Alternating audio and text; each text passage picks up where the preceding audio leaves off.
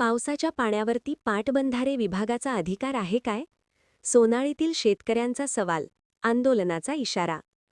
पाटबंधारे विभागाकडून शेतकऱ्यांना थकीत पाणीपट्टी भरा, अन्यथा 7/12वरती बोजा नोंद करण्यात येईल, अशा नोटीस पाठविण्यात आल्या आहेत.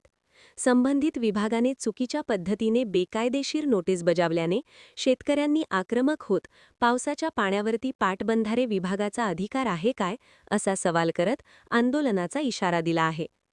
डोंगराळ भागात वसलेले सोनाळी गावाचे 997 हेक्टर क्षेत्र आहे. यातील काही शेतजमिनीतूनच दूधगंगा वेदगंगा कालवा जातो. तेथील शेतकरी पिके घेतात, मात्र बहुतांशी शेतजमिनीला या पाण्याचा काहीही वापर होत नाही की पाझर पाणी देखील येत नाही.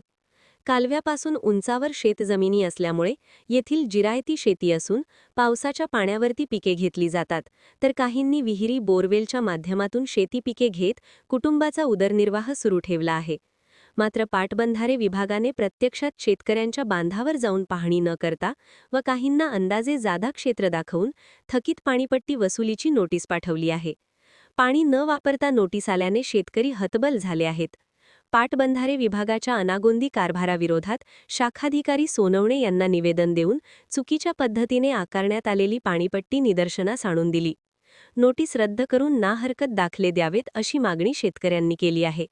यावेळी भूविकास बँक कर्जमाफी कृती समितीचे अध्यक्ष समाधान मातुगडे, विनायक मातुगडे, भिकाजी बचाटे, शैलेंद्र पोवार, प्रल्हाद शेणवी, मधुकर टेबुगडे, समाधान चौगले, बबन मोरे आदी शेतकरी उपस्थित होते. दरम्यान पाटबंधारे विभागाने अनागोंदी कारभार करत चुकीच्या पद्धतीने बेकायदेशीर शेतकऱ्यांना नोटीस पाठवून त्यांची आर्थिक पिळवणूक करण्याचा प्रयत्न सुरू केला आहे. संबंधित शेतकऱ्यांच्या नोटीस रद्द कराव्यात, अन्यथा मंत्रालयापर्यंत दाद मागून तीव्र आंदोलन उभे केले जाईल, असा इशारा भूविकास बँक कर्जमाफी कृती समितीचे अध्यक्ष समाधान मातुगडे यांनी दिलाय. तर ज्या शेतकऱ्यांना नजरचुकीने चुकीच्या पद्धतीने पाणीपट्टी वसुलीची नोटीस आली आहे त्यांनी अर्ज करावेत.